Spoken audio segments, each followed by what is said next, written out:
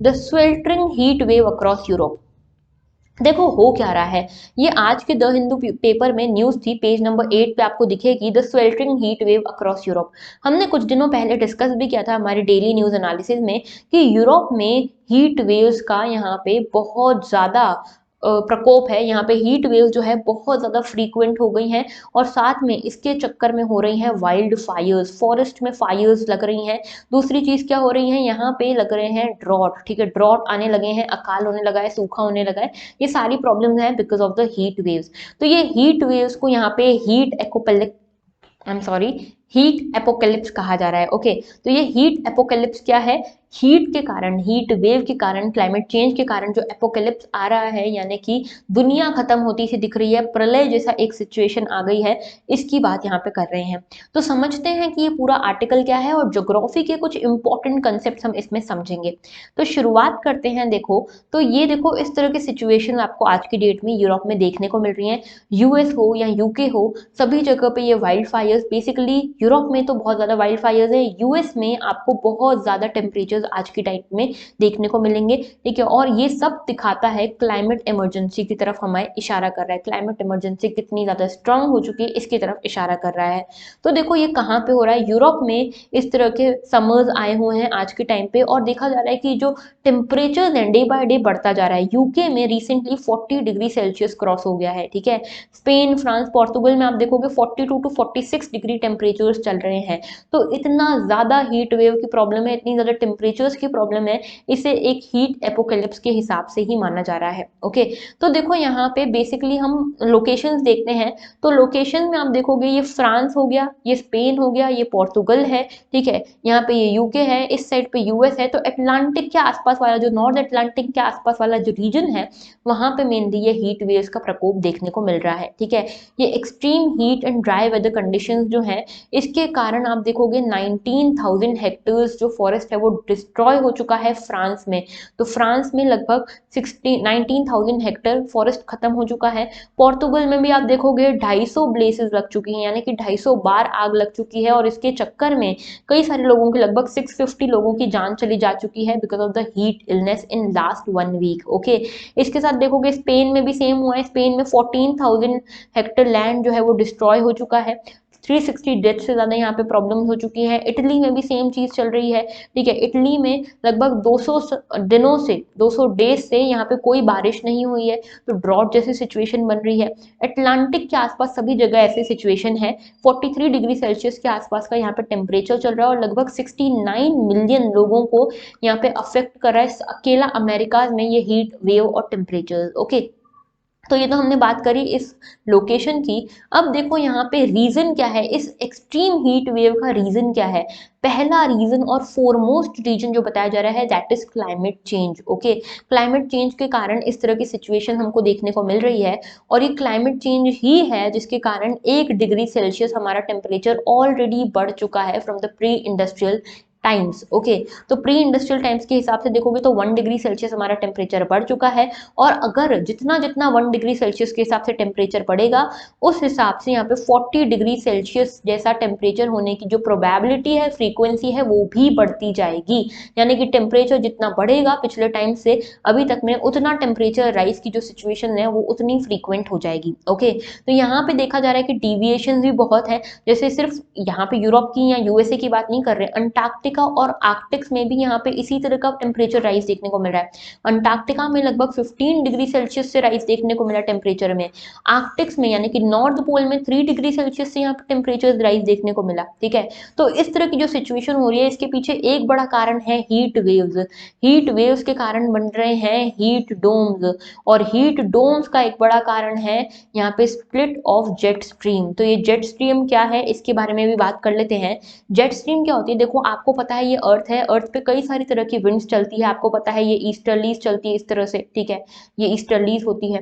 फिर उसके बाद यहाँ पे इस तरह से वेस्टर्लीज चलती है। ओके, ये सब होता है। फिर यहाँ पे ऊपर वापस से यहाँ पे ईस्टर्लीज चलती है, ये सारी यहाँ पे ट्रेड विंड्स चलती है। लेकिन इसके साथ ही ट्रॉपिक्स में, या जो हमारे ऊपर वाला जो एरिया है, ठीक है, जो नॉर्दर्न वाला रीजन है और जो सदर्न वाला रीजन है, इन दोनों रीजन में इस तरह से वेस्टर्न डायरेक्शन में, ठीक है, ईस्ट वेस्ट टू ईस्ट वाली जो डायरेक्शन है उसमें आप देखोगे जेट स्ट्रीम्स चलती है। और ये कहाँ चलती है? ये अपर ट्रोपोस्फियर में चलती है, ये लैंड पे सरफेस पे नहीं चलती है। अपर ट्रोपोस्फियर में इस तरह की आपको यहाँ पे विंड्स देखने को मिलेगी अपर ट्रोपोस्फेयर में। इसको बोलते हैं narrow band of westerly air current circulating several kilometres above the earth surface, और इसको बोलते हैं हम जेट स्ट्रीम। तो ये जेट स्ट्रीम जब स्ट्रांग होती है ना तब कोई प्रॉब्लम नहीं, लेकिन जैसे ही जेट स्ट्रीम वीक होने लगती है वैसे ही प्रॉब्लम्स बढ़ने लगती है। और यही देखने को मिल रहा है, अभी भी ये स्प्लिट देखने को मिल रहा है इस जेट स्ट्रीम में। ओके, तो देखो हुआ क्या है, ये एक हीट डोम सा बन गया है। हीट डोम कैसे बन गया है? देखो यहाँ पे क्या हुआ है, सबसे पहले तो ये ऐसा एक रीजन होता है जहाँ पे हॉट ओशन एयर जैसी एक एयर होती है, बहुत गर्म सी एयर, ये ट्रैप हो जाती है। तो समर्स में क्या होता है, जेट स्ट्रीम जो है वो नॉर्थवर्ड शिफ्ट हो जाती है। जैसे जनरली क्या होता है, जेट स्ट्रीम इस तरह की चलती होती है, ठीक है, लेकिन धीरे धीरे समर्स में क्या होता है, क्योंकि यहाँ पे सन ऊपर आता है इसीलिए जेट स्ट्रीम भी ऊपर की तरफ शिफ्ट करती है।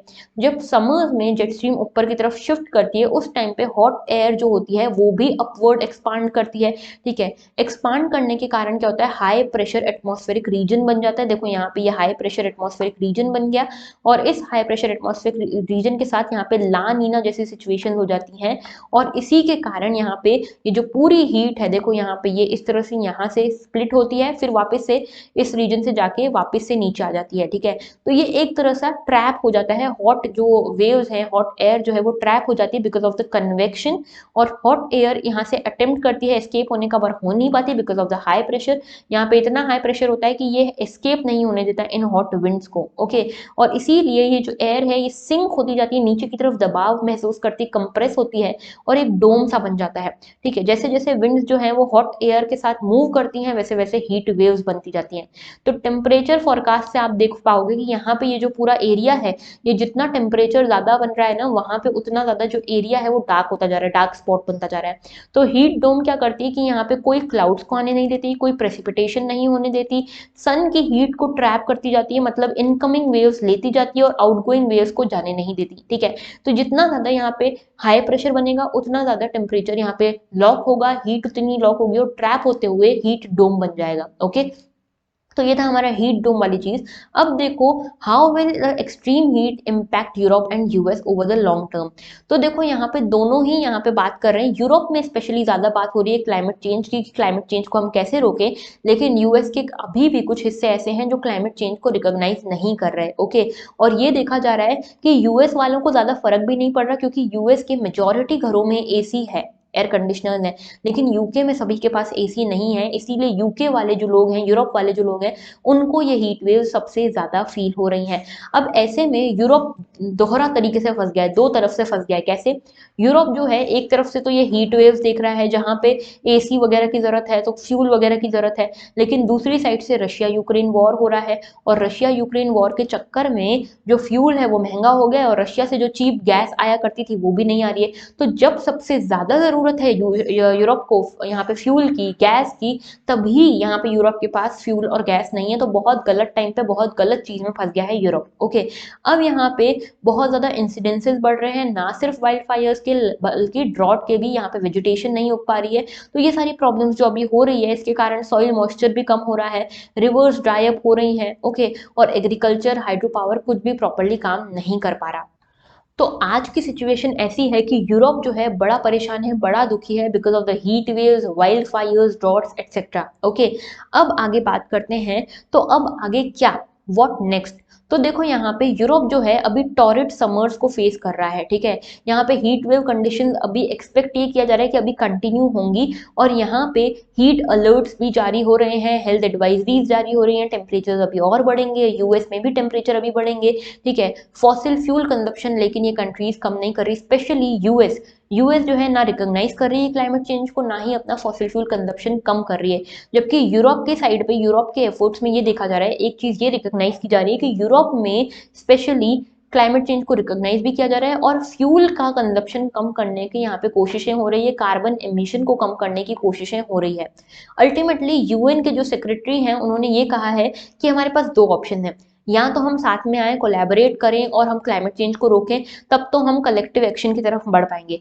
लेकिन अगर मान लो हम ये नहीं करते तो हम कलेक्टिव सुसाइड की तरफ पक्की तरह से बढ़ जाएंगे, ठीक है। तो या तो कोलैबोरेट करो और क्लाइमेट चेंज को रोको, या फिर कुछ मत करो और यहाँ पे कलेक्टिव सुसाइड का हिस्सा बन जाओ। ओके, तो ये था पूरा article regarding heat waves in Europe. I hope आपको समझ में आया होगा।